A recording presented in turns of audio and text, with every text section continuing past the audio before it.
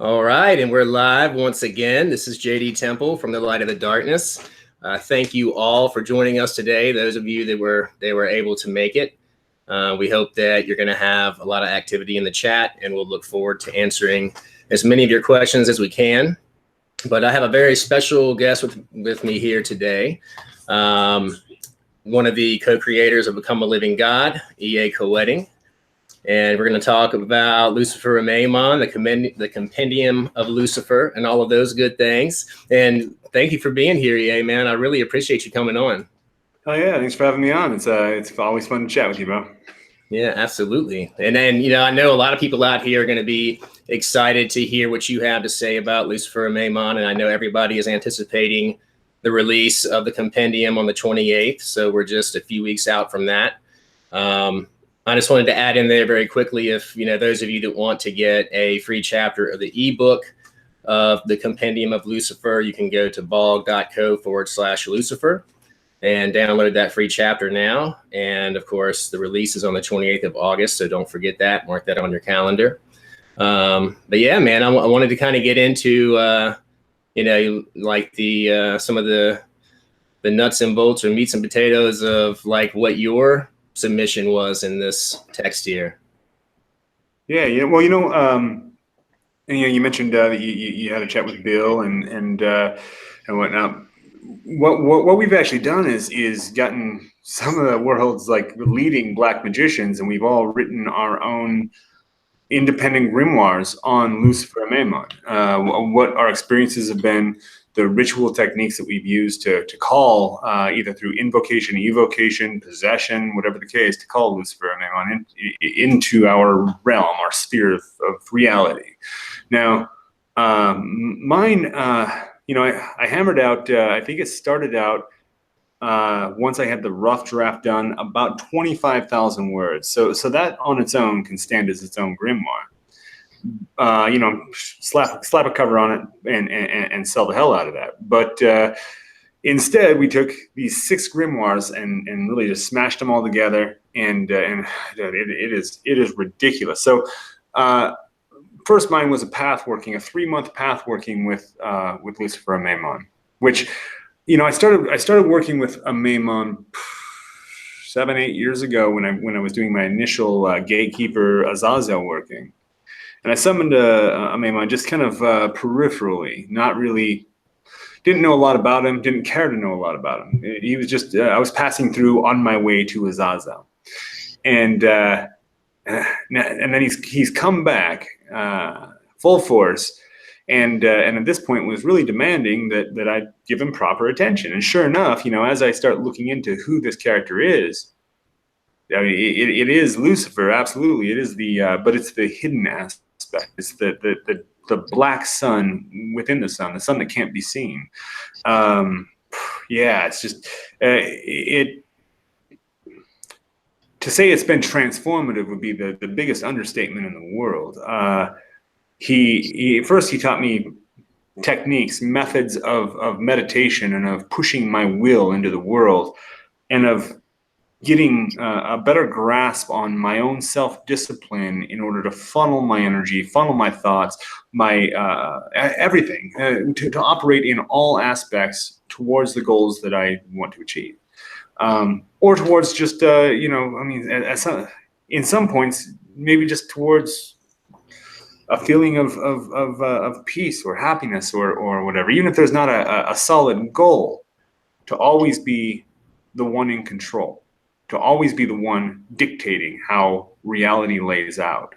So working with Amaymon has been interesting because it's been a combination of delivering the methods, because he would say, okay, so do this, this, and this, but then at the same time also giving the inspiration. So take a look at this aspect of your life that needs to change. Apply this stuff I just taught you, and see what happens. And so, it couldn't be a better practical lesson in real magic.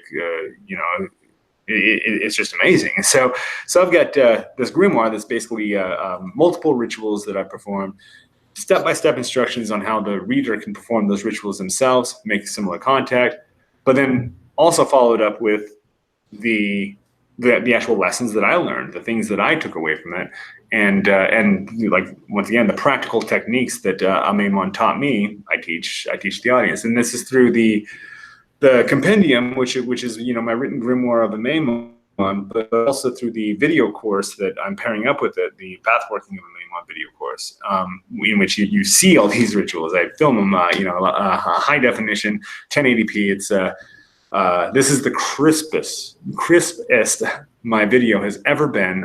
We found some really awesome solutions for being able to stream pure 1080p video without bogging down the server and whatnot. So I can't even tell you how cool it's been. So yeah. And you're saying you got so much more video footage than you had initially planned on using as far as content, like twice as much.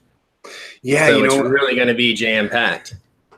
Yeah, we were supposed to, the original kind of edict that Timothy and I set up. Timothy is the number cruncher guy. He's the one that looks at it and goes, okay, so here's what's going to sell.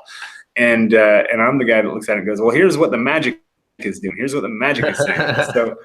so somewhere we find a great balance between that. And but yeah, so at the onset, Timothy and I had agreed on about 3 to 4 hours of runtime on our video course. So it'd be like a mini course. And I just kept hitting ritual, just kept jumping into it, kept meeting Amaymon, and I'd learned something, and so I'd come in right in here, flip my cameras on, and just talk to the camera, and say, okay, so Amaymon has delivered this, and this, and here's and give all of my thoughts. And so I ended up with like 7 hours of footage. So yeah, twice the amount that Timothy and I agreed on as being our maximum. But it's that's what I released. I did the basic content editing and just threw it all out there because that's what I received. At the end of the day, honestly, at the end of the day, I don't give a fuck about the numbers. I don't give a fuck about the sales. I care about the magic. That at the end of the day, dude, I'll throw everything else away if I'm being true to the magic. And yeah. So it sounds like anyone that would want to embark on this pathworking should be prepared for major self-transformation and be like ready and willing to incorporate certain things that they've learned in practical ways into their lives to assist the magic that they're going to be pushing forward in order to manifest the things that they desire. Yeah. I would definitely suggest that you have as you approach this and as you enter into it, always have an eye on funneling that power. Once again, we're dealing with the character that we're calling Lucifer has existed as Amun Ra, the sun god, and has gone by many names, but is always a powerful force, a controlling, life-sustaining or life-taking force. Now, it does need to be directed. It does need to be funneled towards something. And that can be your own evolution and ascent and whatnot. But as you learn these things, they're not necessarily just lessons to scratch into your notebook, but you're supposed to be applying them then and there. And so it's almost like you can't necessarily plan ahead and say, okay, so when this power starts coming through, I'm going to change this, and this in my life, because you won't know until it hits you, because your perception of what needs to change is so marginal compared to what it is once you have that influx of Luciferian light. Once you're hit by that lightning bolt, the shit that you thought was important is nothing. And then a whole new world of possibility opens up. And I'll tell you what, I would say probably the big thing that people can do as they go into this path working is be prepared to embrace change. That is one of the biggest things. And change is scary, because change is dangerous. I was just talking about this earlier today, that if you start changing things and start embracing change, before you know it, like, your whole life could disappear. Everything that you love, everything that you're attached to, everything that you think is so important could just vanish. And yeah, absolutely. And then what do you have? Well, you've got yourself. You're the creator of all of that. You created all that at one point, and you can create it all again. I will tell you what, that is one of the biggest I think it was Peter Carroll at one point said that if you really want to see if you're a true adept, give up all of your belongings, give up your whole life, and go live on the streets, be homeless, beg for food, and then use magic to build your life back up. And you almost embrace something very similar while working with Lucifer Amaymon, as far as you may lose everything, you may not, but you've got to kind of be ready to just throw it all in the wind and embrace change, because change is coming either way. So yeah. Yeah, absolutely. I mean, it's one of those things where I think a lot of people downplay what exactly the impact and the shock to the system that this change is going to bring. But I mean, that is really something that can be harnessed and used to empower you. But I know a lot of people may not be as prepared as they need to be, and they just need to really find it within themselves to deal with whatever it is they need to deal with in order to push forward. I mean, I know it's like, so many people can just get caught up and overwhelmed by the influx of it all, but really it kind of takes that in order to push yourself to the next level too. So, I guess you really have to be willing to put yourself out there and willing to go through every emotion, fear, anxiety, doubt, but then again, have that mindset of what it is you are trying to change in your life, and that you're going to do it at any cost. Whatever it's going to take, you're going to do it to get it done. Well, and if you can, one of the things that Amaymon imparted to me was to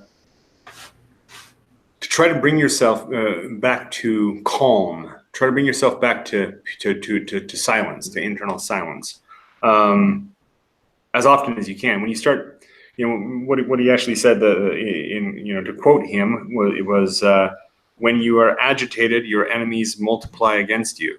When you are calm, the world becomes calm around you. And so the external world is absolutely a reflection of what's going on internally. The things that you might lose, because there is that concern of, well, what am I going to lose? What am I going to have to give up? Those are the things that you already kind of want to give up, but you don't want to admit it. Those are the things that you've already put the prayer out there and said, please, good God, take this away from me. But you don't want to say it out loud. You don't want to tell anybody. You don't want to take action. And so when Lucifer comes into your life, well, he sees those dark corners and he says, well, let's start changing the shit that you really want to change, Yeah, and it's, I guess it's for a lot of people, it's like, it's one thing to really believe that they want it, and it's another thing once they get it, and it should be something that they would totally embrace. But then there's a lot of people that kind of run away from their manifestation, which is just totally insane. But I don't know. I guess I just found more and more that I see that in some cases, and I guess those are the practitioners that just really need to ground themselves a little bit and be more prepared, I guess. Well, it's, I'll tell you what, honestly, I don't know that you can be prepared for this. I don't think there's any way to prepare yourself for this. I mean, you're flying into the sun, you're flying into the sun, yeah. And everything that's not eternal, everything that's not, that you haven't put your wings around and said, no, this is mine and it's staying, can get burned up for sure. And so, there's, it is such a process of self-discovery that I don't know that you can prepare yourself. You just, once again, just prepare yourself for change, to embrace change. And that doesn't necessarily mean that you have to lose the things that change, but that you will find yourself, especially with things that you're being wish-washy about, you're going to find yourself being very hard confronted by making a choice, or maybe even that choice gets taken out of your hands and the spirits resolve it themselves. It can manifest in a lot of different ways. But the main thing is like, be ready for the change. And I'll tell you what,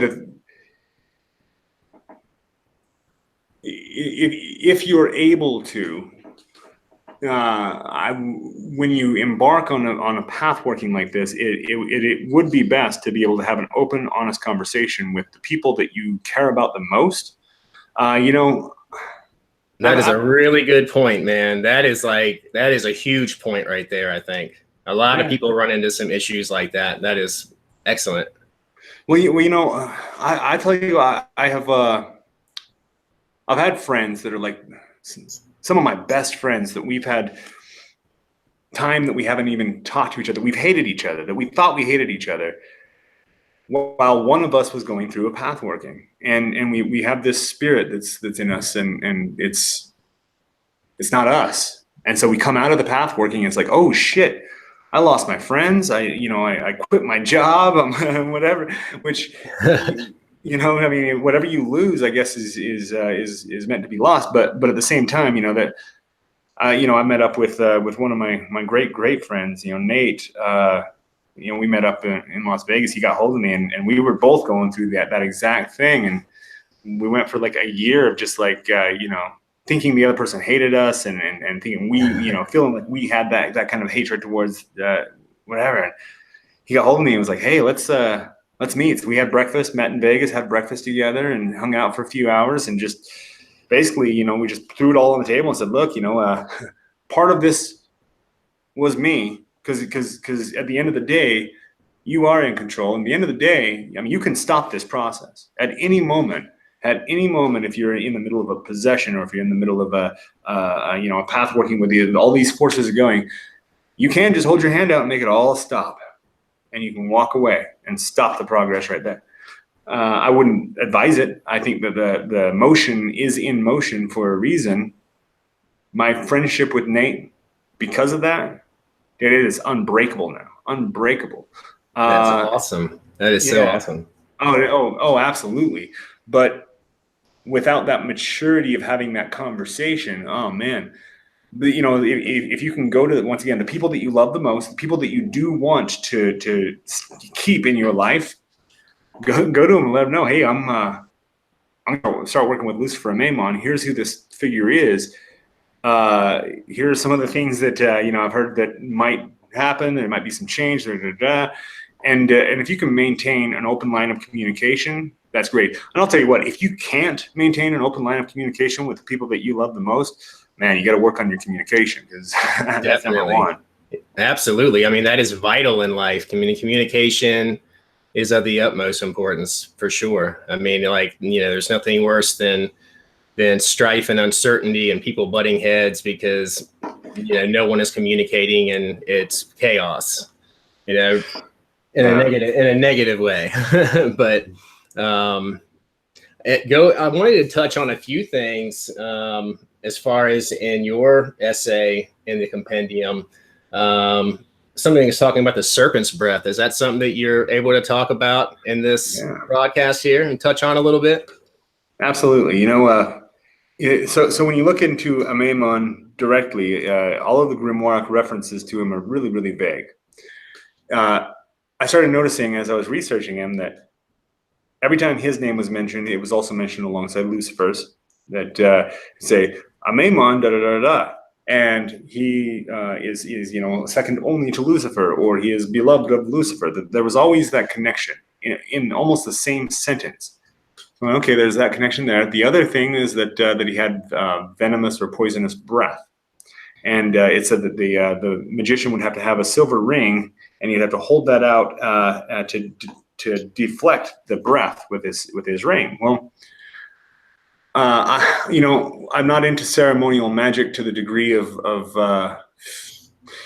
feeling like the spirits are trying to attack me. You know, that's never a good way of entering into a relationship, unless you're into that kind of thing, I guess. But I'm not. So I once again, I enter into it with open communication. So I call on Amaymon and I go, well, what's up with this breath? and he breathed, and the breath, I could see it flowing out of his mouth astrally, and it was like a heavy mist or a heavy fog that just rolled out, kind of hit the floor, and then moved towards me through the room. Now I could feel it, like almost like it was choking me, and there was a moment where I just had to relax, bring myself to that calmness, breathe in and take it into me. And that's when he says, yeah, I'm going to give you the secret of my venomous breath. I'm like, bring it on. Hell yeah. He says, well, so breathe it in and work with it. So that's a meditation on its own when you're standing there face to face with the Amaymon,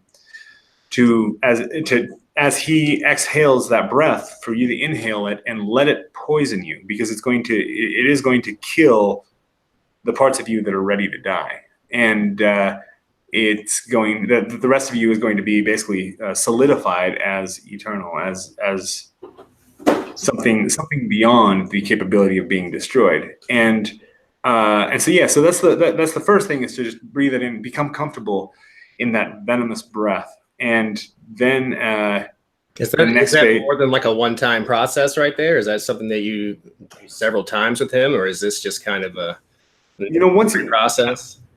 Once you at least for me, once I had that the initial experience of having that happen during an evocation, at that point, at one point I was in the shower, and I, in my astral vision, my magical vision, out of nowhere, I start seeing that black fog creeping in, and once again hovering low and then bouncing. It's like it hits the surfaces and then just slowly bounces. And I start seeing that coming in through the shower. I'm going, okay, well, you breathe it in. And just at random times, it seemed to just manifest. And that was my task, was to just become aware of it, remain calm, because it could be interpreted as an attack, absolutely, because that venomous breath can be used as a weapon.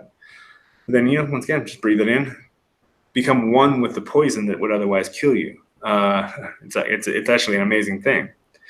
Now, the second phase of that venomous breath was,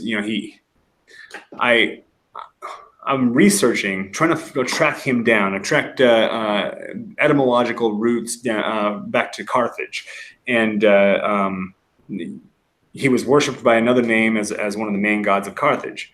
And then I was tracking that to Egypt, to Amun, and on my phone, as I'm laying in bed at night, my girlfriend's passed out, and I'm doing all kinds of research, and I don't remember falling asleep, but I opened my eyes and I'm inside of a pyramid. I'm inside of a stone chamber, and there's words written on a wall in front of me.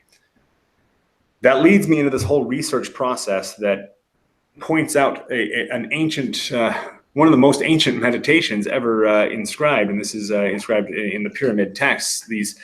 These pyramids, 5 specific pyramids that are all in the Saqqara area, that have the same text engraved on there, that give a meditation that is the focusing of the third eye, which they call it the Wajet eye, or the eye of Horus, or this eye has appeared. The third eye has appeared in a lot of different traditions by different names. This is one of the first mentions of it, and so you focus that in front of you towards the star. They call it the God star, and so this is an imaginary construct, a star that you can focus your attention on to bring your third eye into complete focus in front of you. And then to give the single sound saw. Now, so I get that information, and Amaymon just leads me to it through the vision, and then I start reading books, and specifically the Egyptologist Clesson H. Harvey did a translation of the pyramid text that is amazing, because he doesn't underestimate the Egyptians. He looks at it and goes, okay, so this is a true meditation that they would use to create the levitation of objects, telekinesis, the expansion of the lifespan. Is this something they would do in like large numbers of people together and that kind of thing? No, this was something that would be done pretty much solo by the pharaoh. This is how the pharaoh gained his power. So you look inside the pyramids, and the fact that they're not tombs, I think at this point is just kind of common knowledge. They weren't. The bodies were buried elsewhere. These were temples that they would go into and train. In the Great Pyramid, there's a stone right above the bed where this inscription is, give the single syllable saw in order to levitate stones. And then you look up and there's a stone that's in place that we can't, no human being could lift it with our strength. It's, to get machines to lift this thing is difficult. It's an incredibly heavy stone, but they would lay back on this bed and push it with their, not just with their thoughts, but their will, with that power. So I started experimenting with it. I go, okay, saw, and I'm trying to find out what the right tone is for this. And Amaymon goes, no, it's venomous breath. Breath, okay. So you breathe in, and then you just release, and you feel that breath coming out of you, and you feel you feel the dragon's eye open up in your forehead and at the same time in front of you as you give that over and over. And so then you can practice this. And one of the keys to it also is to breathe right underneath your ribs, right here. Imagine that you have like slits there, like gills or something. Mm-hmm. And as you breathe in, you can feel the air coming up. And this is something that you pick up in Tai Chi and different Oriental arts that meditation and martial arts and whatnot that teach this form of breathing. But you're breathing in there, and that's creating a triangle and a vortex of energy and a breath. And so you're breathing in, and then you just release it again slowly, and the awakening of the serpent's eye is ridiculous. And so then at that point you start getting the weapon of the venomous breath becomes a tool of manifestation and of creation and really the ability just to manifest anything that you want just by simply focusing on it, bringing your attention to that, and releasing that saw over and over and over. And let me ask you, when you're doing that, and I'm just curious, like I've, I guess, experimented with this quite a bit, and it's something that just kind of came, I guess, inherent within me in doing healing work and stuff, and then getting into spell work and magic later. When you're doing things like, that serpent's breath, do you ever incorporate that Zaida or mouth of God chakra on the back of your head? Do you ever incorporate that in with that at all, do you feel? Or is it something that kind of comes into play at any point in time for you? Or is that something that you really don't incorporate with that? Yeah, well, I think so it's going to be incorporated whether or not you're conscious of it. That's because the dragon's eye or the third eye has three phases to it. It's got the Zayal chakra, and it's right on the where your spine meets your skull, mm-hmm. and it's almost like a void. It's not an actual chakra disc, but it's almost like a black hole. Do you find that you hold stress right there? Are you one of the people that hold stress right there a lot? I don't. I think I probably hold stress more in my back and shoulders. It's like all of mine goes there. It sucks, and it's like, oh, like what the hell? It's hell. I just was wondering. So I'm sorry to interrupt you. No, yeah, you're good. No, yeah. But yeah, then you have the chakra that it emanates from. So that's the second phase. So you have the first phase, second phase. The third phase is out there towards the star that you're looking at, that you're focusing your attention on, and so. That's the disc that's floating, or the eye that's floating outside. And so those three phases, once they're all lined up, it's like an arrow that just shoots through them. And it is the full awakening of the third eye. And at that point, you have a velvety blackness that just you pass through, and everything becomes the velvety blackness. And you're in the crossroads state. Everything becomes so unimportant that it just fades away from your senses, and then you can recreate your reality however you want. From that you basically wiped the slate clean. You've reset all of the switches of reality. You're in complete primordial blackness, and then you can, before you come back, you can decide what you're coming back to. Robert Bruce talks about this as slipping dimensions, that you'll actually be slipping into the dimension of your choice. So it's a cool concept, but yeah. So whether or not I incorporate the Zayal chakra is it's being incorporated. Most people are unconscious of it. If you become aware of it, a good part of all of this is total relaxation. Once again, bringing yourself to that calm, that silence. And so when you relax your forehead, and it's almost like there's no way of telling somebody how to do it. You just do it, and it relaxes. And you can't really identify the muscles that are relaxing. You just can feel it. Same thing back there. You can feel it unknotting and loosening. And once you have that completely set, then it's just a matter of turning your attention forward. So paying attention to that process gives you a lot more ability to maneuver it however you need to. How do you usually find that you meditate? Do you like have like a sitting posture, or do you lay down when you meditate? Like, how do you prefer, how do you get the best results? When I first started meditation with Sri Baba Maharaja, he gave me a couple basic yogic postures. The downward dog to release energy, and the cobra to bring it back and focus it, and then the samurai, which is basically just sitting, kneeling with your toes tucked under and your knees apart. So it's a power posture for sure.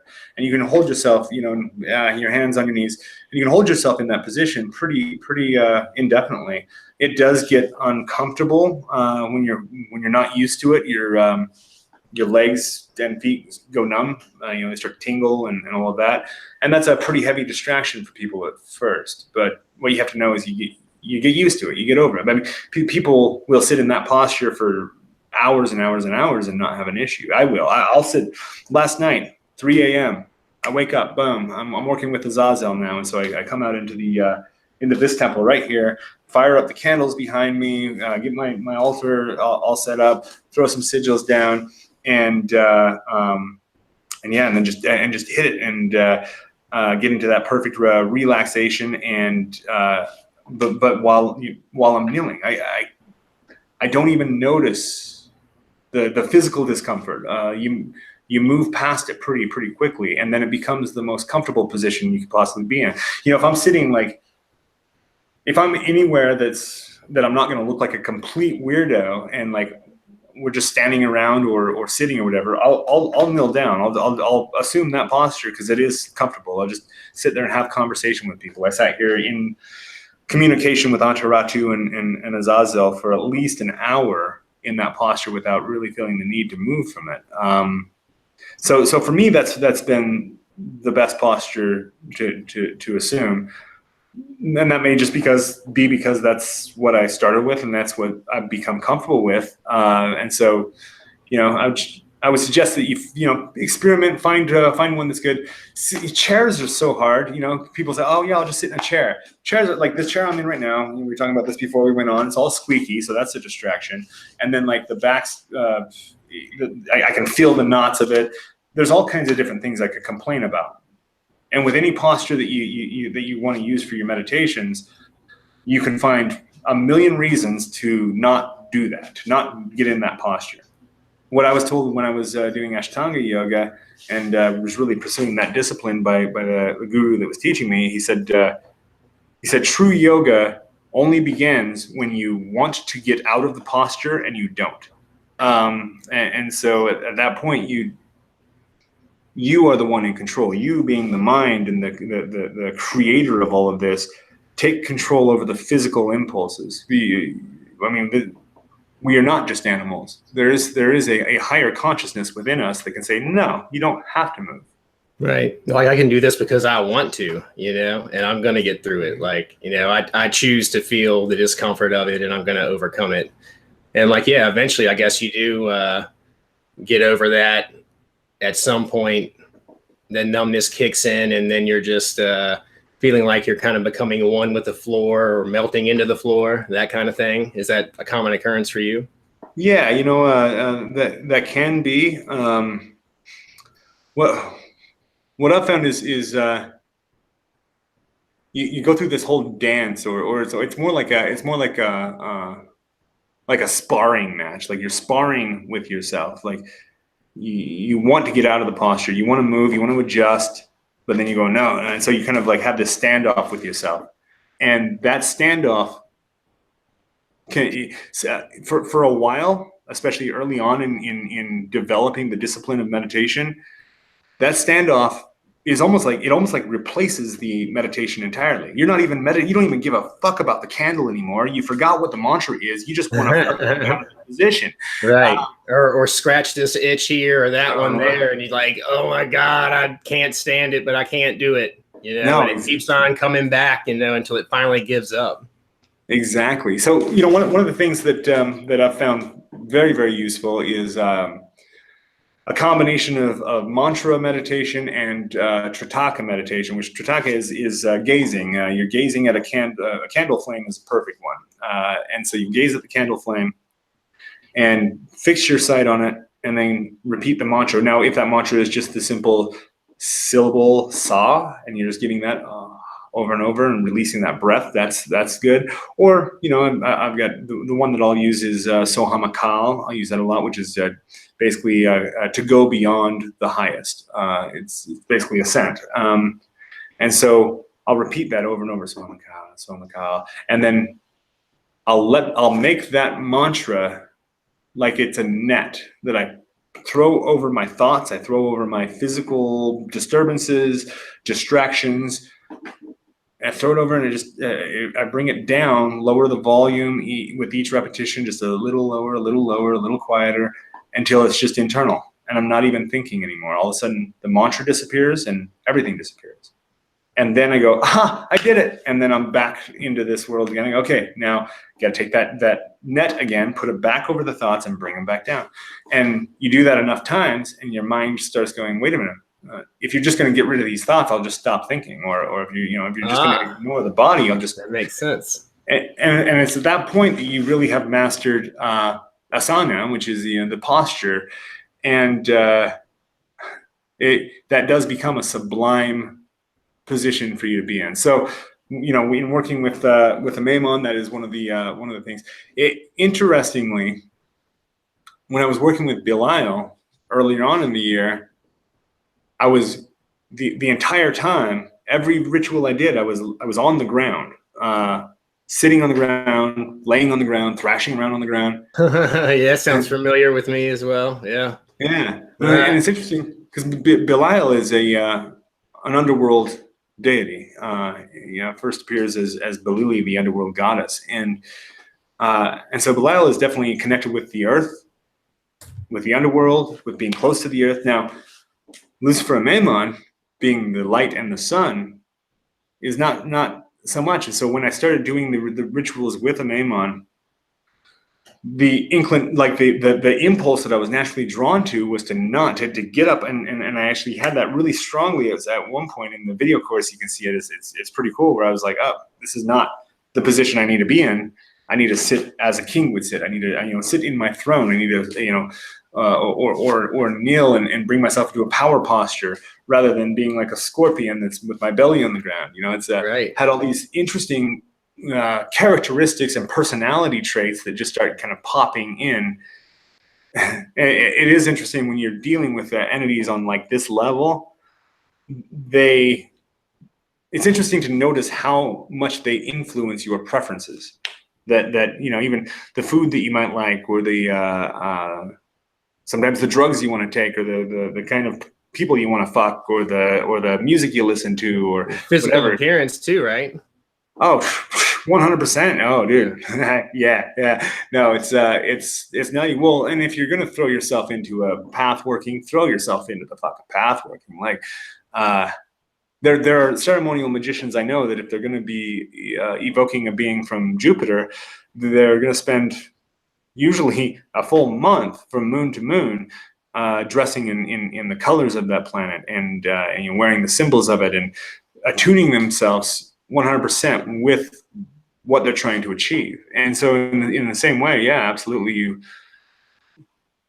I think you feel the natural pull towards certain things, and most people, they don't want to disrupt their comfort. They don't want to go out and buy a new shirt that's going to look weird when they're out in public. And so yeah, to throw yourself into it with everything you've got. And I'll tell you what, like with the all of 2017, like I said, I was doing that Viking path working and meats and cheeses were like the main staple of my diet. And rather than exercising, rather than like going to the gym, I do a lot of cardio. I'm very fucking active. Instead of doing that, I would go out and just walk around the forest and, try train. I've got a sword and shield and shit, and I train with that as if I'm, going to go into battle or whatever. But I'm sure that was an awesome workout, though. Like, awesome way to change things up.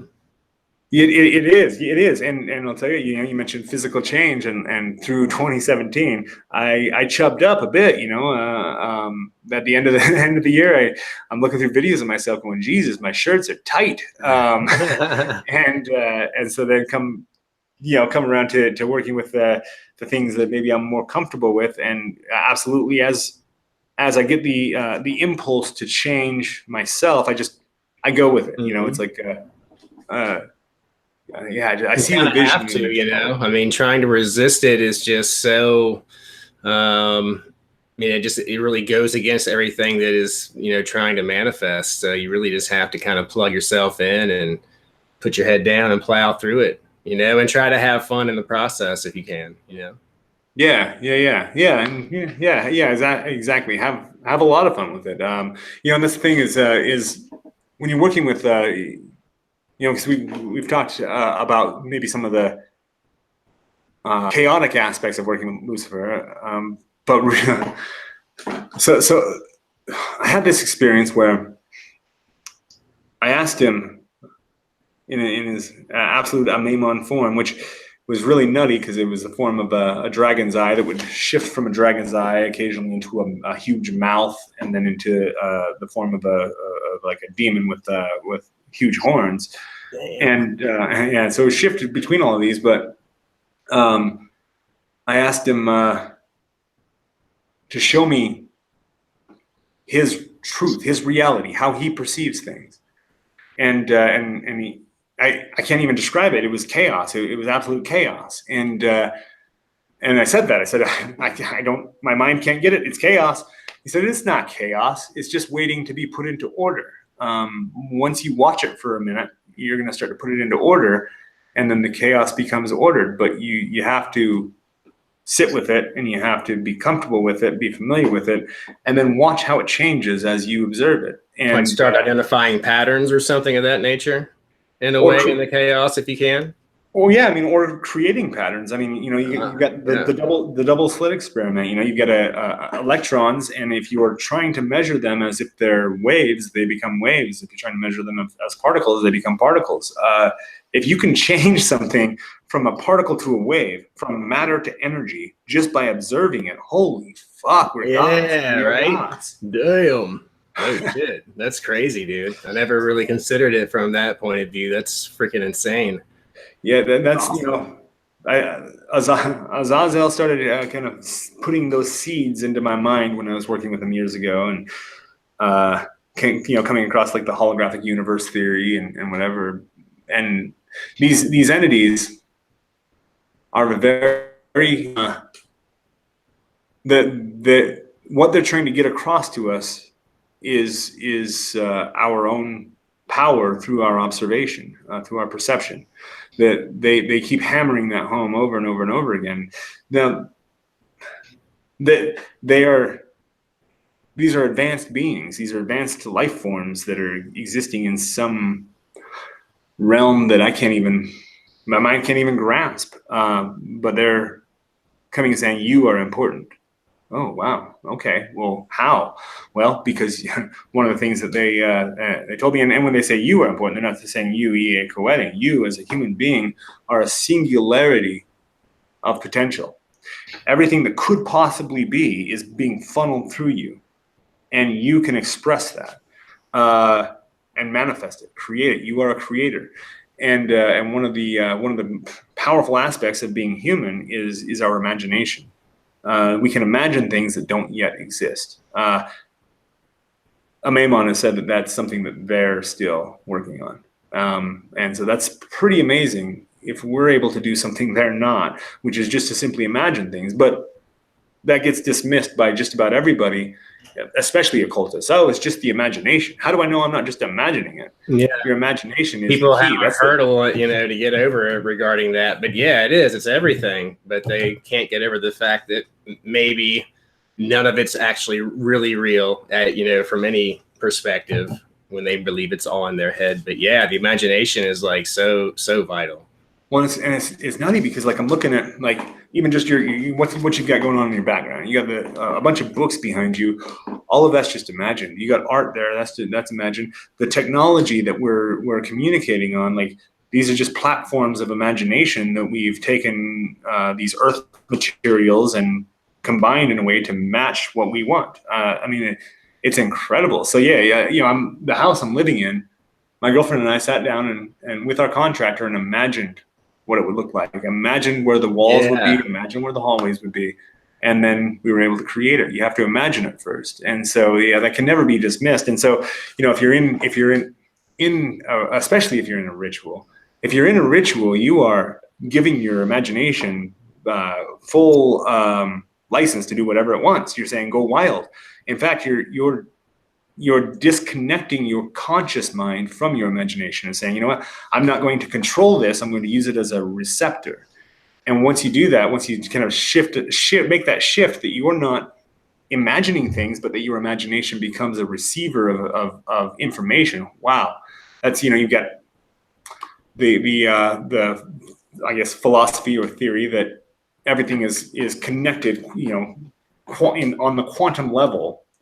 The information that exists here is the same as the information that exists on wherever the hell you're at and wherever somebody else is at. And then over on Mars and then galaxies away, it's all holographic. It's all connected. It's all just like a prism shooting rainbows everywhere. And that rainbow can be collected and redistributed, and it's still going to be that rainbow. And so with that, the imagination is the extractor.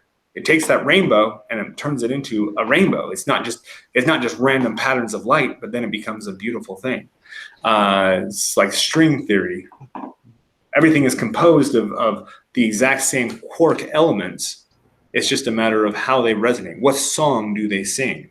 If they sing a certain song, certain things happen. It's interesting because we were talking about mantra earlier and even Amaymon's venomous breath.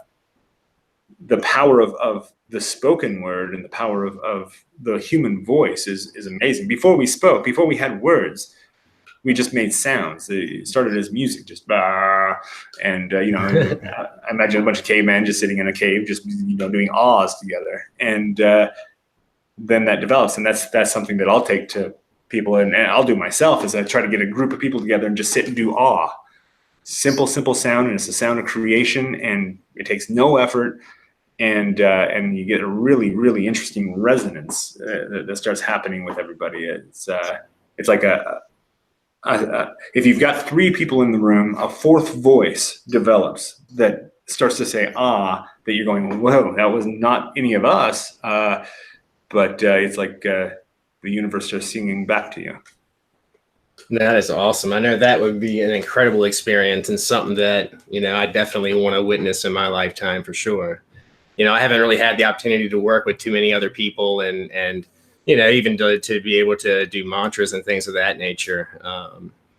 But I wanted to touch on, like, this is kind of a crazy question here, but as far as your thoughts, your imagination, all of those things, do you see that as something that's taking place actually in the cosmos, in what is your higher self, and it's just being communicated to this avatar that we know to be us? Kind of, yeah. Weird question, right? But I mean, but it makes sense. So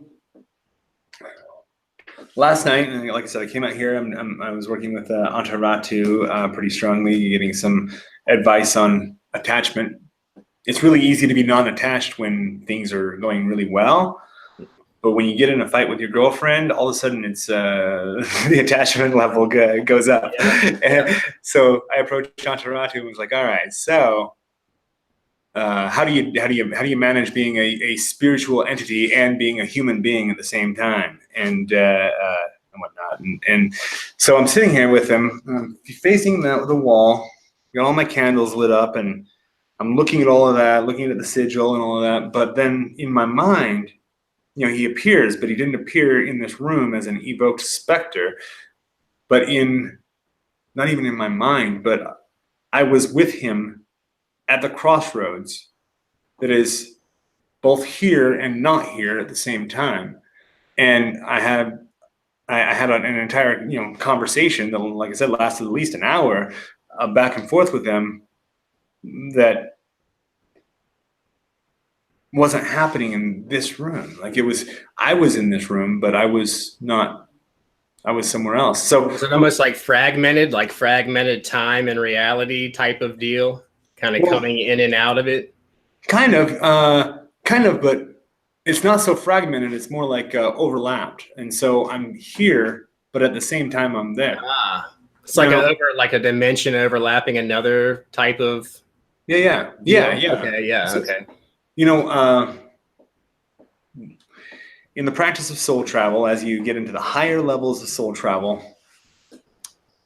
you learn to expand yourself and become the phone right next to you, become the mouse, and then you become the phone and the mouse at the same time, and then you become the house and everything in it, and you continue that expansion, and not just like your energy is in it or you're moving around like what it's like to be inside of the mouse, but what it's like to be every single piece of that, the plastic that makes up the circuit boards and the electricity that runs through it. You are all of that.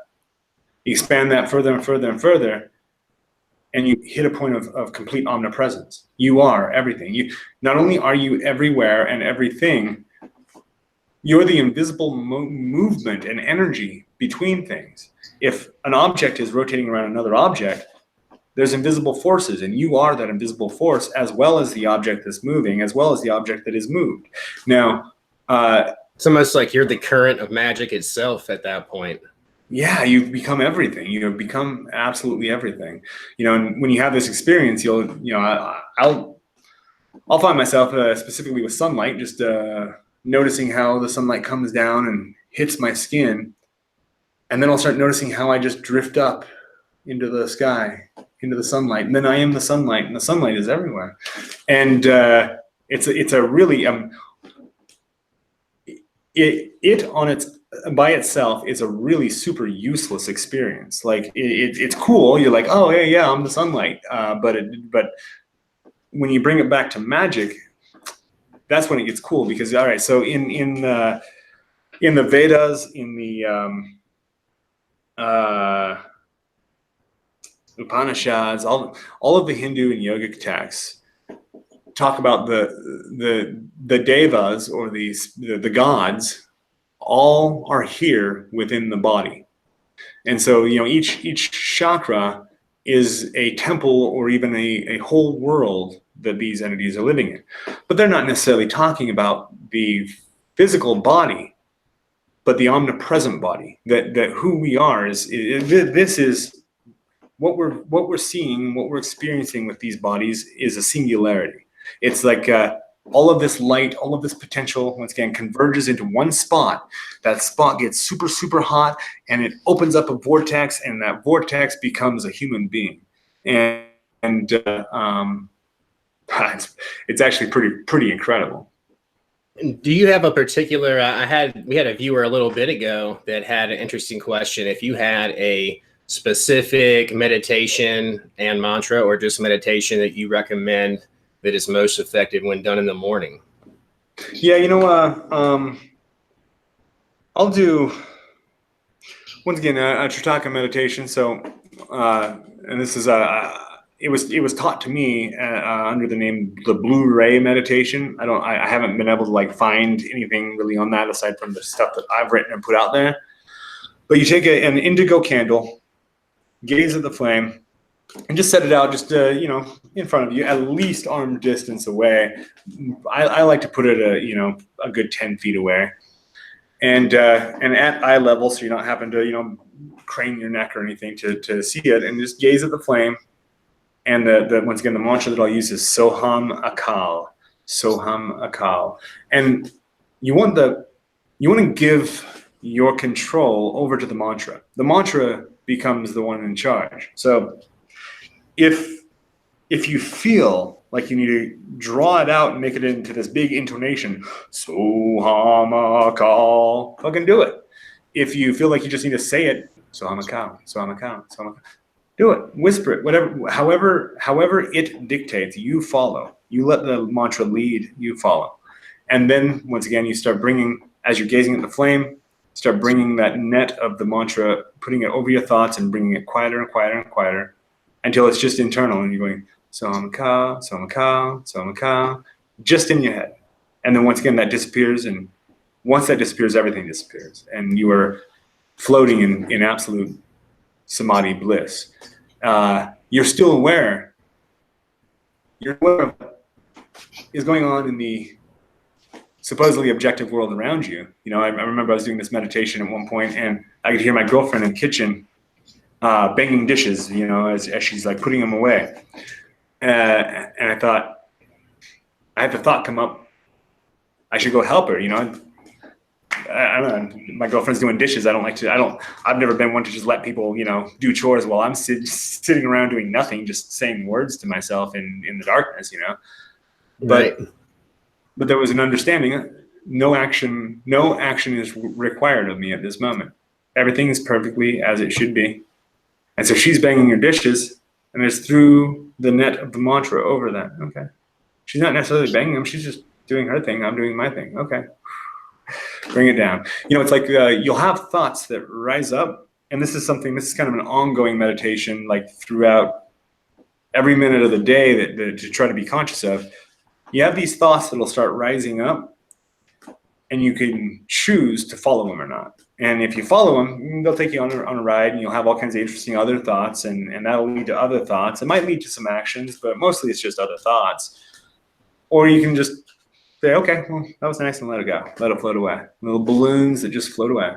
And you don't have to respond to any of it, but you can if you choose to. It's interesting in dealing with Antaratu last night.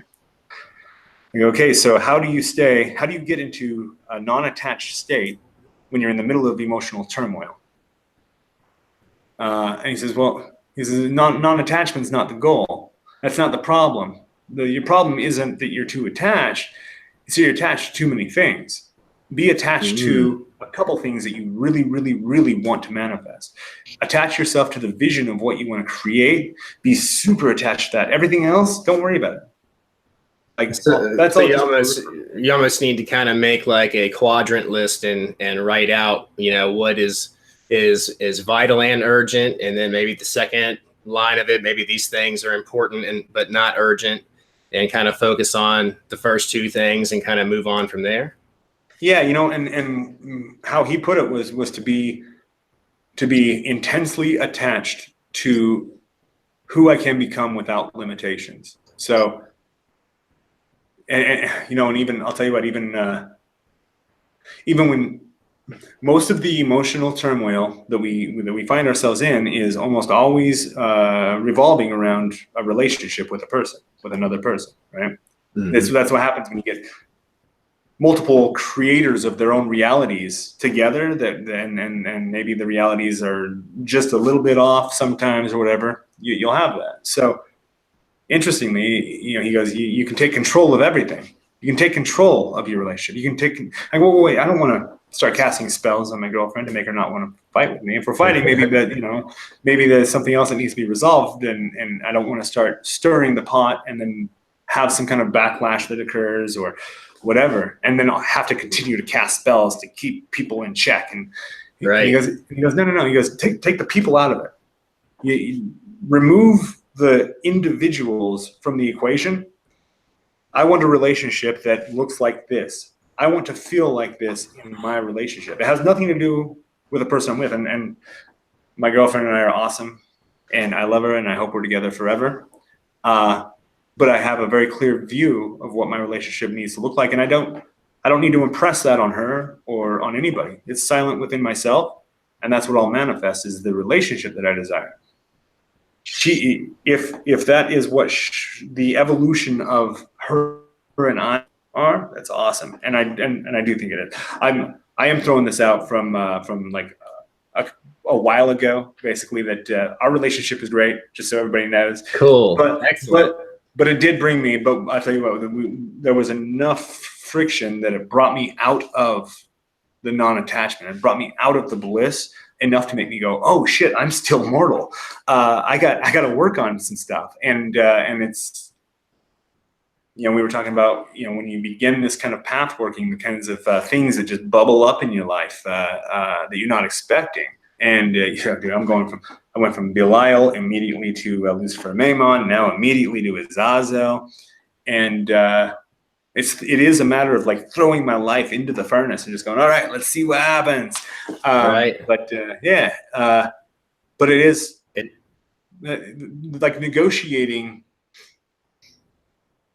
a reality that sometimes feels like you can't control, or that you don't want to control for whatever reason, and balancing that. It's a really, really interesting journey, really interesting adventure. It can be it can definitely be a roller coaster, Yeah. Oh yeah. From week to week, or every 2 weeks, it's you're riding high, and then you might be riding a little low. But when you get back up the hill to the top again, you've learned so much from those low points. So it's like, I think when you're embarking on these paths, you almost have to like expect that there's going to be difficulty involved, but know that you're going to get through it, and that you're going to be like that much more powerful because of it. Yeah. Oh, absolutely. Absolutely. You just kind of, I think the sublime place to be is where you can just kind of look at it all and just smile. I remember walking with Baba Maharaja through the streets of Las Vegas. There's a little like tent town that's built up it's alongside where you would jump on the freeway onto I-15 in Las Vegas. There's a bunch of tents and like a whole little homeless squatter village there.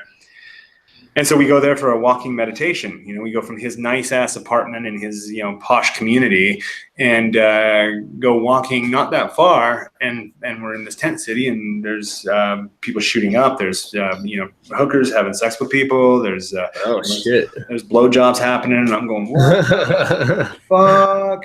And Baba Maharaja looks at me, he goes, isn't it all just perfect? You're a nutty motherfucker. Isn't it all perfect? No, it's not perfect. Look at this shit. And he goes, well, it looks all perfect. And if it's not, then maybe what did he say? Maybe we are the perfect solution. Okay. All right. I'm following that. I'm having a hard time. I do have a hard time looking at things that are not as I wish them to be and saying that's perfect. It's not perfect until it's perfect. But that's assuming that I know better than God. So, right. My plan is a more perfect plan. Yeah. Well, I guess also too, I wanted to ask you before I forget. You had something in your text talking about the blind sight. Is that something that kind of goes along with the serpent's breath? Well, the blind side is actually Freemason. So Freemasons have an interesting split that's occurring, where people who are master masons, who embrace the left-hand path, are forming their own black lodges. So they're leaving the Masonic order, and they're forming like these rogue lodges that take the magical aspects of Freemasonry, and they leave all the dogma and the social aspects kind of behind. And so, in meeting with some of these Black Lodge masters, one of them told me about this rite that they'll do that I called it blind sight. Seemed appropriate, but you light up a bunch of candles. You have a beautiful display in front of you, and you sit and look at that display. You've got the sigil of the spirit you're calling. Focus on that until it starts to flash and that spirit is present. And then blindfold yourself. And then with the blindfold on, let your inner vision awaken and see all the beautiful things that you've set out for yourself to see. See the sigil there still flashing. And for whatever reason, whatever the mechanism is, it's just a simple freaking blindfold. I don't know why it works, but it does. It's kind of like jumping into a sensory deprivation tank. Yeah, exactly. Yeah. Yeah. And so all of a sudden, your inner vision comes to life in a new way. You can see the appearance of the spirits is off the charts. I mean, the detail is nutty.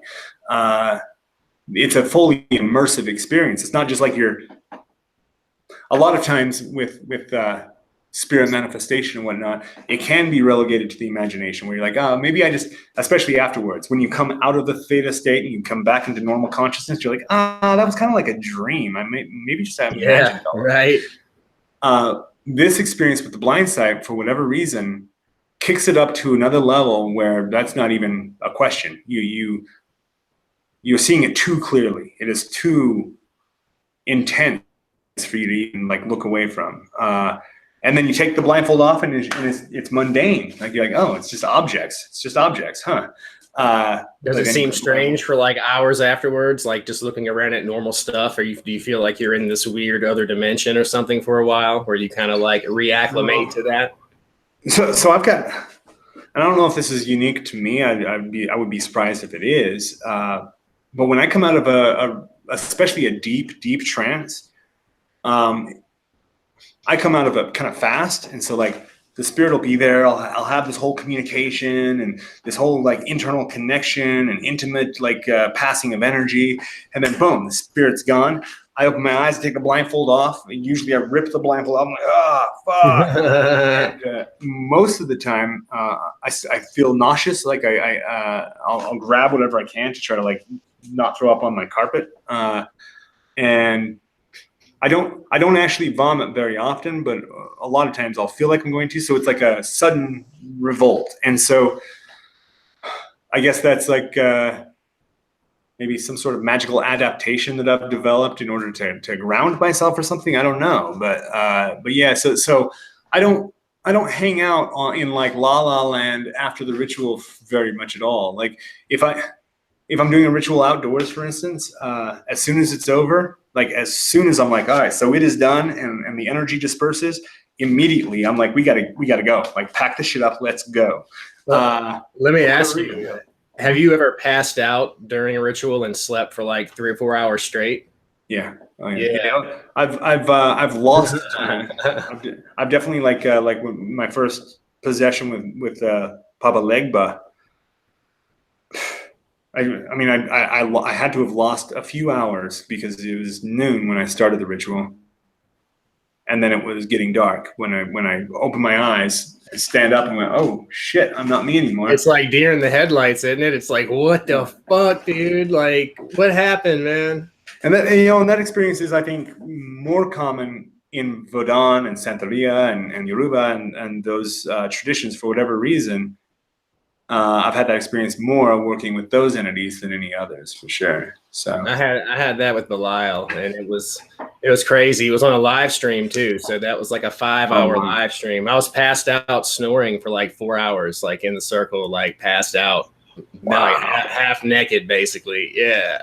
Wow. It was crazy, man. It was embarrassing, dude. Holy shit, man. When I came to, I didn't know what the fuck had happened. You know, I felt like I was just awake doing the ritual like 2 seconds ago, but then it kind of hit me that I was like, no, a lot of time has passed, and I looked over at the computer and the camera and shit, and I was like, oh fuck, it's still on.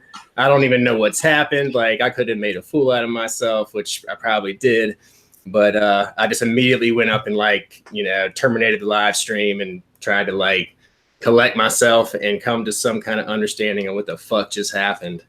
But luckily, it was all on video, so I got to enjoy it time and time again. Oh, cool. But, like, can you tell me a little bit about what, you know, Amaymon, Lucifer Amaymon's like more specific role as one of the demonic gatekeepers? Yeah, he's the teacher, the enlightener of the group. Okay. So Belial. Okay, so if anybody has the awful experience of joining the military, you'll notice that you have usually three commanding officers or drill instructors or whatever. In the Marine Corps, at least, you had one that you would know right away because he comes up and he starts yelling at you and calling you every name he can and telling you you're not going to make it. You're a piece of shit. What are you even doing? Right, start focusing on you like every day, forever. Mm-hmm. Oh yeah. No, absolutely. And then you've got another that's kind of he's the boss.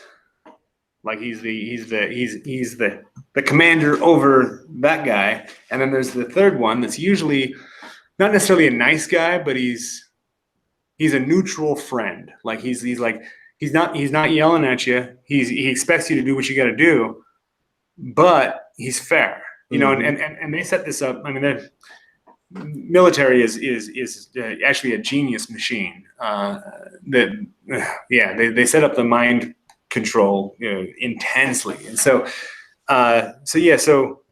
you've got the one that yells at you and breaks you down, and they switch roles too. That's the funny thing that they don't tell you. Once you get comfortable thinking that you know who the enemy is, no, they fuck with you. But so you got the one that breaks you down, that makes you feel like shit and makes you question what am I even doing here? That's Belial. That is Belial, absolutely. Lucifer is the commanding officer that's in charge of things and is the teacher. He's the one that you see in the classroom that tells you what you need to do. He tells you how to do fucking everything that you learn. You don't learn it from the guy that's yelling at you. He's not the teacher. You learn it from a completely different guy. So that's Lucifer Amaymon. He's the teacher. He's and he's once again the hidden darkness. He's the hidden sun, the black sun. Teaches you how to look inside. You know, that's the thing. In working with him, he never did anything for me. He always just said, "Hey, what are you going to do? What are you going to do about this situation? What are you going to do about manifesting what you want?" And I ask him, well, what should I do with this? He goes, what do you want to do? What's your preference? Okay, it's okay to have preferences. You just need to land on them and then do something. Oh, okay, cool. Yeah, why do you choose to manifest the reality that you're manifesting now? Oh, wow. All right, that changes the whole thing. I'm no longer a victim of circumstance. Now I'm the one that's making all this happen. So that's his role. He teaches you, he empowers you, and he shows you that you're the one that's been in charge all the whole time.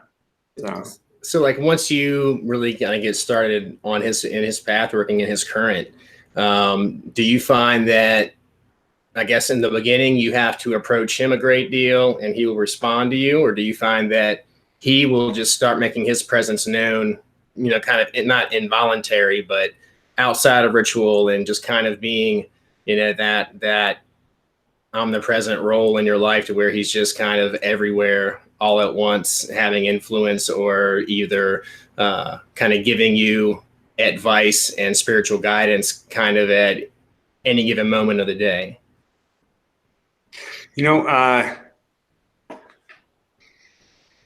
At first for me was 7-8 years ago, where I didn't pay him enough attention to really know who he was. But once I started locking onto that and working with him, once I had dedicated myself to a path working with him, it was a pretty easy flow. The point in which the line between me and him started to blur happened, it seems pretty quickly. I mean, I'd be in the shower or driving down the street. For the entire time that I was working with Lucifer Amaymon, I didn't listen to music in the car really at all, or the radio, or I'll listen to like podcasts a lot. I like to have something going on, kind of distract me from just the boredom of driving. Sure. Not for that 3 months though, hardly at all. I would just go with my thoughts and with my feelings, and then I was always in a meditative exercise of driving down the road and okay, so pay attention to how you're breathing and pay attention to how that breath flows out the window and goes and affects that over there. Pay attention to this and that. Yeah. So it's like big on mindfulness. and kind of really being in the moment. Huge. Yeah, you hit the nail on the head for sure. Yeah, being fully in the moment. And there's a tendency, I think, in with occultists to get lost in this escapist thing. There's these spirits over here, and I'm going to go interact with them rather than living in this world. And the attention from Lucifer kept getting brought back to this world, to this body, to this what's happening right here and now.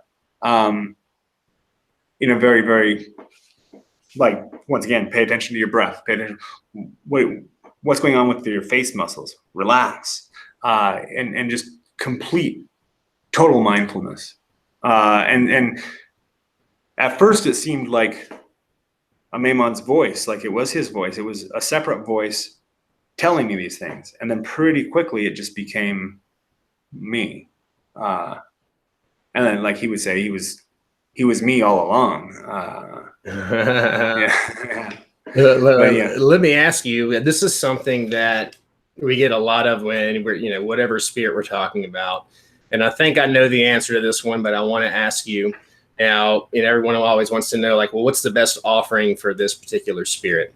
And I would venture to guess for Lucifer Amaymon that the best offering that you can really give to him is the progression and the witness of your spiritual transformation and evolution, and then really giving the credit and publicly to him. That kind of.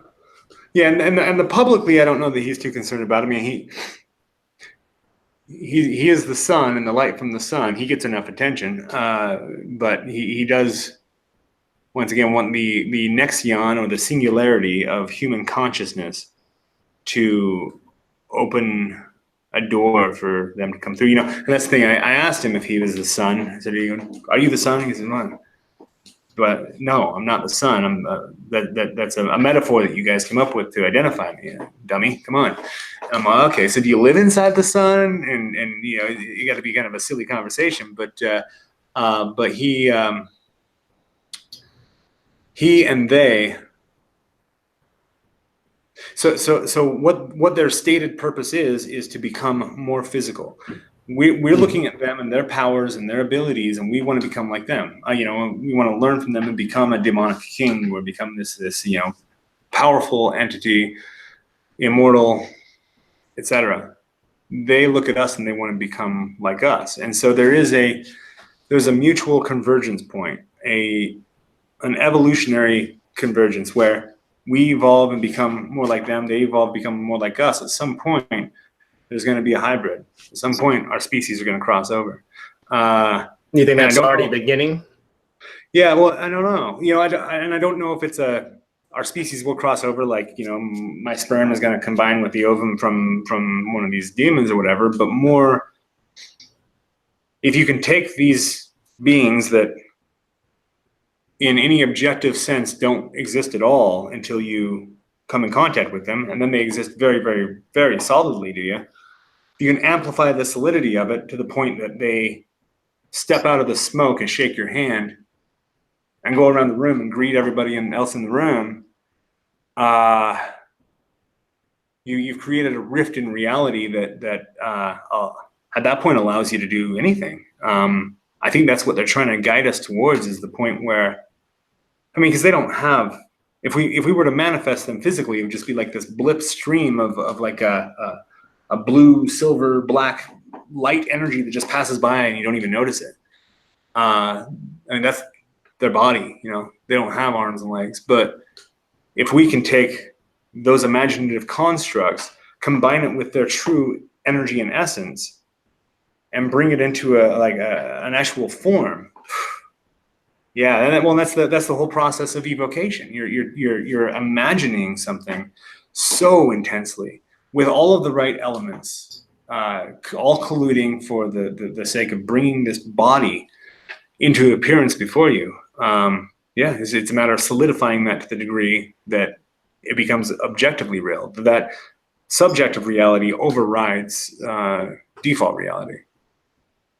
And, one of the last things I wanted to touch on this, what are some of the different aspects of Lucifer Amaymon? I mean, like, does he take on different physical attributes, and will he appear in several different ways to the practitioner? What do you find his manifestation to be, form wise? The first form, he was like a shadow body, like just a large shadow body that breathed out more shadow. And then, once I started learning how to breathe his breath in, becoming comfortable with him, he appeared then as a large male human body with a like male human face that, as it went upwards, it became like a ram's head and had these big ram horns. The ram's horns seemed like they were made of like alabaster or something, something like alabaster, probably made of like alabaster. And he wore, like, I don't even know the right term. I would call it a tunic. I don't know if that's what it's called, but it's like what you would imagine Socrates and Plato hanging out in, just Right. like over one shoulder and whatever draped down. That was white and blue usually were the colors that would appear in. And when he appears the shadow, I would kind of call that like his dark assassin character. That's his face of being the hidden one. When he appears as the ram-headed teacher, he's the glorious sun. He is the enlightener. Definitely the teacher. He's there to teach you something and to instill wisdom in you. Now, the other form that startled me actually a bit, like surprised me that this was even one of his forms, and I verified it with Bill Duvendak. I was like, "Hey, what the fuck is going on with this?" And he's like, "Oh, that's real. Is the dragon's eye." So I would do my just daily meditations, gazing into a candle, and the candle started assuming the appearance of an eye. I don't know if you can see that at all. Oh yeah, okay, yeah. It was just an excuse to flex in front of the camera, but I started seeing that eye, and then I would start seeing that eye in the clouds with the sun. Would start creating that. And then there would be a reflection. I remember once on the windshield, that the windshield reflected the light in such a way that all of a sudden, boom, a perfect fucking dragon's eye. Just like on any given day when you're doing mundane things, it would manifest and kind of show itself in different forms or in different objects and things. Okay. Yeah. If I'm trying to see it, it doesn't show up, but it's just a reminder. He's always there. He's always watching. He's always just patiently watching. And when I first saw it in the candle flame, I went, "Oh yeah, the dragon's eye. Awesome. How you doing, bud? What can we add? I start trying to have this whole communication with him. And he goes, "Hey, aren't you supposed to be meditating?" Oh shit. Okay, yeah, that's right. He goes, "Stop thinking. Get your head back in the game, man. What's wrong with you?" Yeah. And he goes, he goes, just observe me, observing you, and we'll just sit here and do that. Oh, okay, cool. All right, awesome. So I'm gonna kind of give you the head nod, like, "Yep." Yeah, exactly. We see each other. Okay, cool. And so I'll see that constantly. It's a constant. And so I get that tattooed on me. It's a constant reminder. And then I'm looking in this scrying mirror back here, this big ass scrying mirror, and evoke Amaymon, and boom, there's the dragon's eye. And so I communicate with it, and it's a dragon's eye that's kind of like pulsing and information's flowing out of it.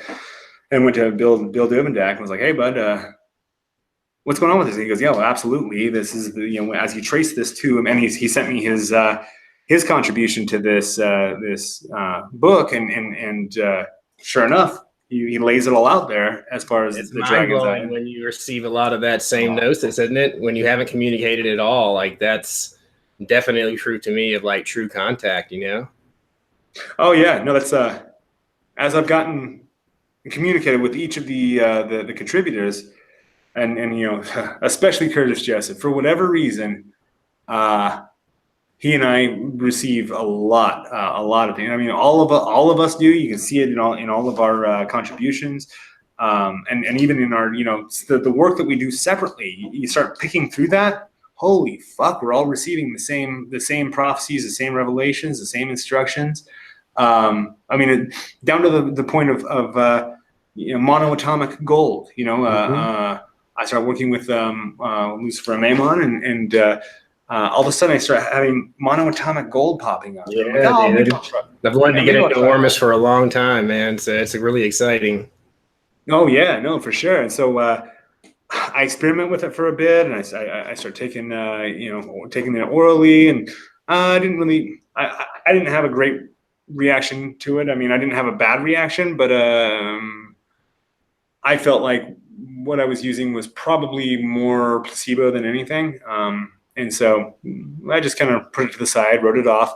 And about a week later, Curtis Joseph hits me up and he's like, "Hey, what do you know about monoatomic gold?" I'm like, "Why do you ask?" He goes, "Well, I'm working with Lucifer and he's guiding me towards it." Holy fuck. What? And he actually took it and ran with it. He's got a bit in his contribution that focuses on uses and applications of monoatomic gold that I hadn't even considered. So he was the guy that information needed to land on. But it's almost like these beings, specifically the gatekeepers, it's almost like they're walking around putting their autograph on things, putting their autograph on us. They're saying, "I was here. I was here." And it's just for our own self-validation, I guess. It's like they're not going to provide solid evidence that we can take into a lab, but they're going to provide just barely one step away from that, just barely, where they go, but you can't prove it, but and indeed I do, and every one of us that's contributed, everybody who has had real contact with Lucifer Amaymon, there's no doubt. But yeah, they've signed their names on our souls.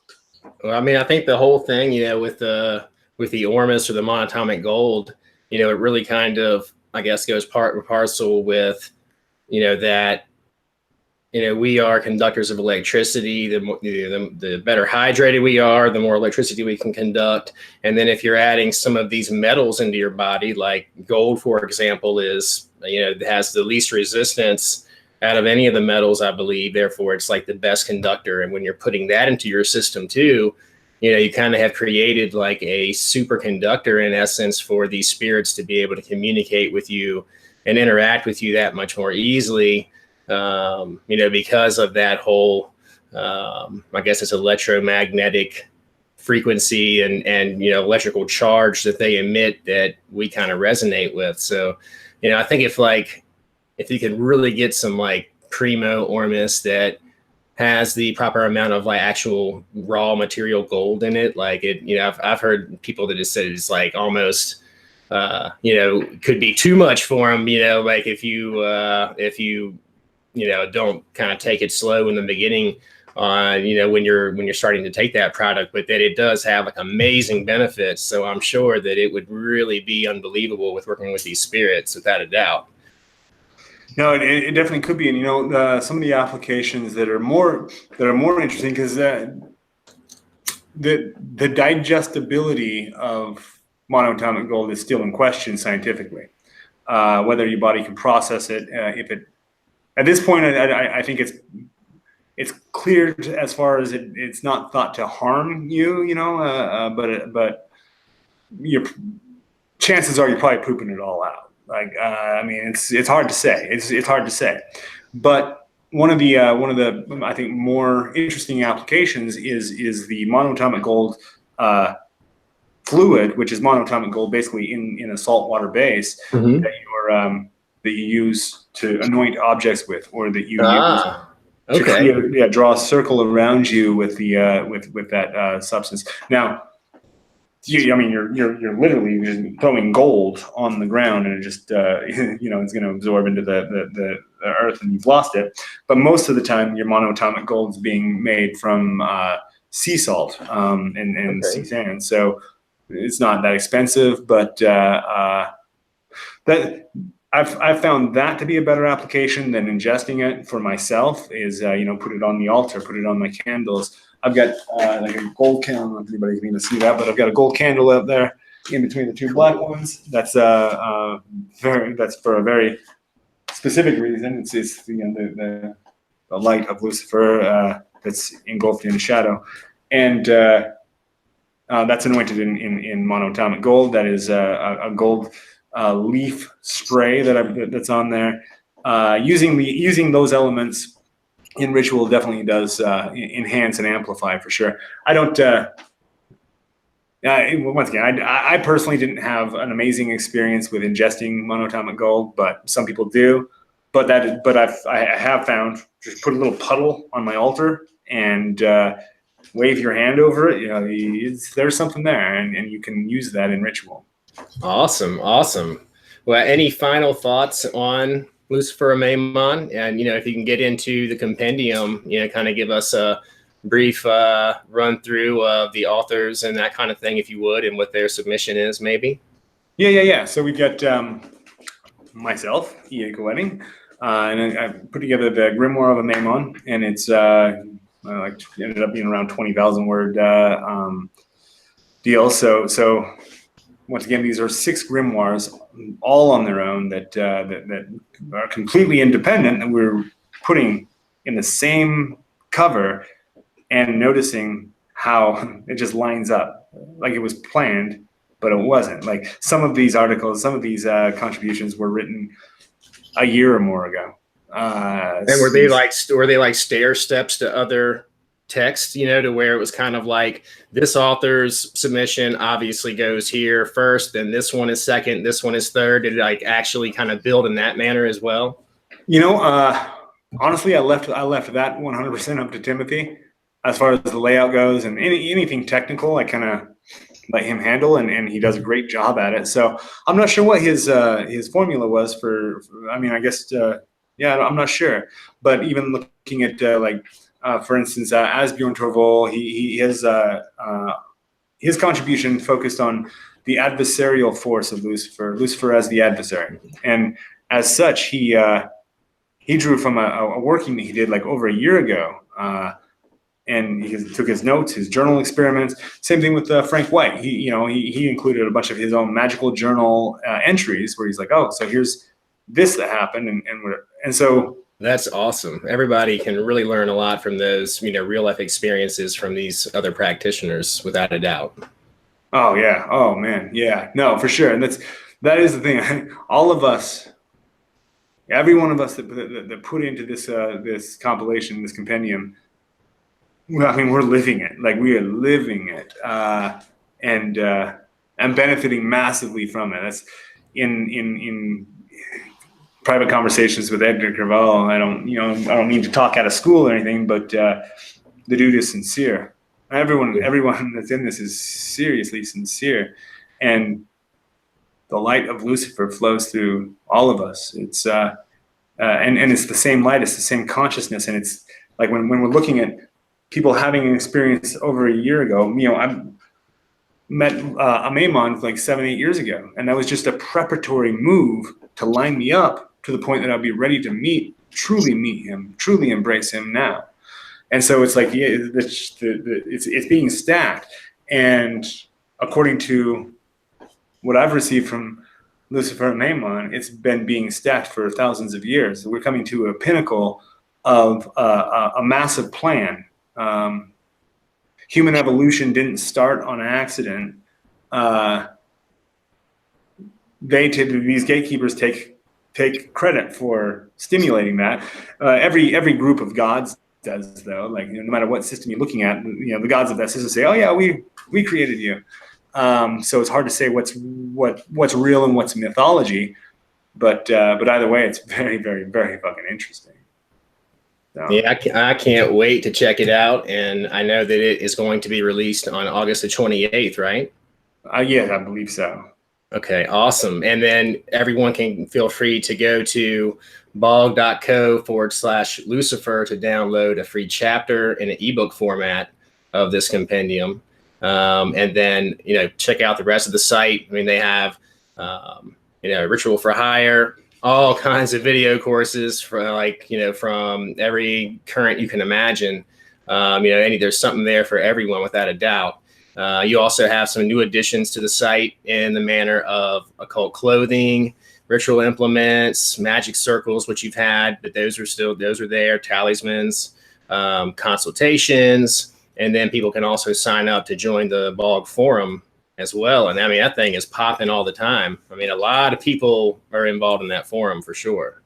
Oh yeah, no, it's an awesome resource. I'll tell you what, at this point, it's really interesting for me to go on Google to research something, punch it in, and one of the first things that pops up is my forum. I'm like, oh shit, Right. like, yeah, it's awesome. It's a massive resource there. And I mean, one of the cool things about the forum, well, first off, it's free. That's cool. Free's always cool. But the people who are active on there, they are the real deal. These are real black magicians that they're living their lives, doing whatever career they're doing, living. They got their families, they got their whole, and their lives are benefiting massively from being able to use these techniques to just better themselves, better their lives, change their circumstances, get the jobs that they want, have the family that they desire, have the life that they want, live where they want. I mean, that's what this does, is it opens up the door for freedom. It opens up the door for you to do what you want, to be who you want to be. And not only does it open the door, but it provides the tools necessary to make it happen. Holy fuck, it's crazy. And the forum is so powerful because, I think at least like on average, there's like 5,000 to 6,000 new posts per week when I get email notifications. It might even be twice a week or something that it's numbers like that. But I mean, you can go in there and search for any type of topic, from working with demons, different aspects of spirituality, different spiritual currents, really anything that you're looking for. There's going to be posts on there about it. And a lot of the people that are on the forum are, they're very consistent in their active role in the community on the forum. And they're going to be able to help you answer questions about what's going on in your own spiritual path that you could be confused about. And then, on the other side of the coin, you may be able to help somebody out that is going through something that you've been through. So you can form a lot of really good relationships, with some really, really awesome people that are going through some of the same things that you are. They might be a step ahead or a step behind you, but, you can both kind of help each other along the way and really just have a very, very powerful experience. And I've had several on that forum, and I think it's really, really awesome. And another thing, when they sign up for the forum, I think that they'll also get signed up for your newsletter, which that comes out maybe once a month. I'm not sure, but and I think all the archives and the newsletters can be found on your website at becomealiving.god.com. It's a pretty robust site. Go check it out, spend some time on there, get acquainted with it. I'm going to have Frank White on the show this Thursday at 4 p.m. Eastern, and that's going to be really awesome. I'm really looking forward to that. I'm hoping that he's going to do some channeling for us like he did in your last broadcast that you did with him last week. That was really, really cool. Oh man, once again, this is somebody who is living with that the light exuding from him. You'll be in a conversation. I started just kind of talking to him. We would jump on sometimes on a weekly basis and just jump on and have private conversations for like a year. About business and about developing our websites, but then also about magic and about Lucifer and about voodoo and whatever it was. We would bounce ideas and just 100% privately before we even consider working together in any way. And just in private conversations, it would be like it starts with his hand, so he'll be hanging out. Before you know it, he's in a full trance, and he starts. Oh, dude, it is a nutty thing to watch. And I've asked him, I'm like, hey, so what are you doing with your hands? Or he's like, I don't know, man. I don't know what I'm doing. Like, it's just, it's You're kind of taking control. Oh man, he is once again, he's the real deal. That dude is so awesome. I look forward to meeting him in person and having a beer with him at some point, because he's a cool dude. Yeah, man. Like I've been watching his channel, Gorilla Serpent, for probably like the past year or so. And I thought it was so freaking cool when I saw him on here with you. I was like, yeah, hell yeah, right on, dude. Frank White is awesome. And, I hadn't had a chance to speak to him myself personally yet either. So, it's really cool that you've had the opportunity to get to know him. And I look forward to that too. But he'll be on here 4 o'clock. There'll be another live stream, 4 p.m. Eastern. And then next week, we're going to have Edgar Kerval is probably going to be on Wednesday. That's not going to be a live stream, but I'm trying to get Curtis Joseph, to get up with me on either Thursday or Friday of next week. And that's going to be a live stream. I'll have that posted and with the date and the time, as we get closer to this August 28th release.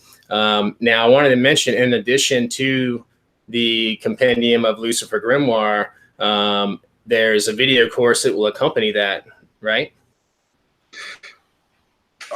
I'm sorry, hit me with that question one more time. No, that's okay. So in addition to the Compendium of Lucifer Grimoire, you'll also have a video course that can be purchased as a companion to that text that will go along and kind of accompany that. Is that right? Oh, absolutely. Yeah. No, so we actually have like four different tiers or levels of the way we've kind of grouped and bundled it.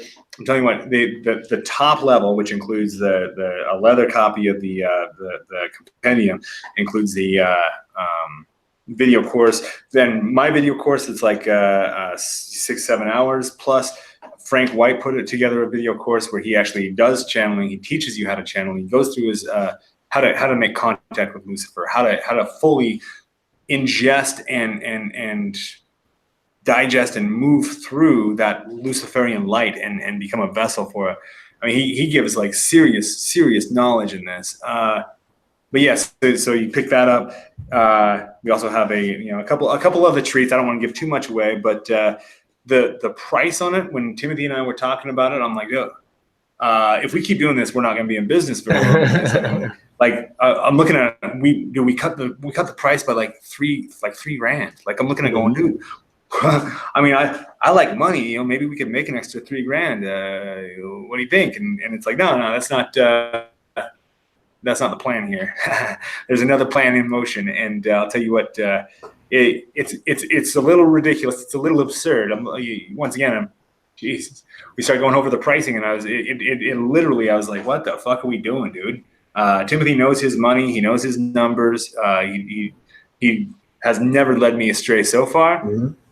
But I'm looking at that going, dude, 80%, an 80% discount, $3 grand, just fucking slice off. Right. No, it's we've got a lot that we put into this. We're hitting it with everything that we can promotion wise. We're hitting it with everything. We need people to embrace this. To open themselves up as that Nexion. The more of us that do that, I mean, we're changing the collective consciousness. We're changing the field of what's possible. I can feel that, the major shift is coming, and I think it's, growing more and more of a critical mass every day, and we're just going to keep pushing forward, and it's just going to kind of keep building and building upon itself. So, I'm really, really looking forward to seeing how things unfold. And I really, really am excited about the Compendium of Lucifer. And again, you can check that out and get that free chapter on the ebook at bog.co/Lucifer, if I can get it out. Don't forget about Frank on Thursday. And, please, if you would, like and subscribe to this channel, that would be awesome. And share this video if you would. And then don't forget to check out E.A. Koetting's channel. I'm sure that everyone that is already on here is probably a subscriber of his, but if not, run on over after the broadcast to E.A. Koetting's YouTube channel and subscribe to that. Don't forget to hit the bell so you'll get notifications. Same thing on this one. I wanted to give a shout out to our awesome moderator, Orly Stewart. Thank you so much for being here to help moderate this thing. Thank you to everyone that donated on the super chat. I love you guys. It means so much to me. If you are new here, welcome. To everyone that has been around this channel since the creation. I love all of you guys. You know I do. It means so much to me, and your continued support allows me to continue to do the things that I do. And Mr. Koetting here has been a huge integral part of that. I wouldn't be sitting here doing what I'm doing today if it were not for this man. So I wanted to take this opportunity to thank you for that very much, and to thank you for being here with us today, man, sharing your time with us. No, I'll tell you what, man. I mean, you're welcome, I guess. But at the same time, like, thanks for stepping up and doing the work. You're pushing it. You're pushing it hard, and that's I'll tell you what, it's exhausting sometimes. But it's you've got such a passion. You're so driven. And to help other people. You've got an eye for what can I do for my fellow man. It's actually nutty to see. It's actually nutty to see that somebody out there has it that strongly still. So kudos on you, man. You're doing it. Yeah. Yeah, it means so much to me, man. Thank you. Like, seriously, man. Once again, like, thank you for being here today. And you're such an inspiration to so many people, and you've really helped to open so many people's eyes to practical spirituality and black magic, and just spirituality as a whole. That there's an alternative out there to a lot of those mainstream dogmatic religions, and that has really helped to transform people's lives in such major ways. I mean, I know you hear it and you see it all the time, and it's just incredible, man. It really is. And I just feel fortunate to have a role in there somewhere doing that too. That's very fulfilling for me. So I know without a doubt that kind of thing is fulfilling to you. And really at the end of the day, that's what it's all about. So thank you for being here, man. Absolutely. Thank you. I appreciate it. And thanks to everybody else. And I love you all. See you at Thursday at 4 p.m. Eastern. Frank White's going to be on here. Next week, we're going to have 2 more authors, and there may be some other things in there. I'm not sure, video upload wise, we'll see. But until Thursday, love you all, and I'll see you soon.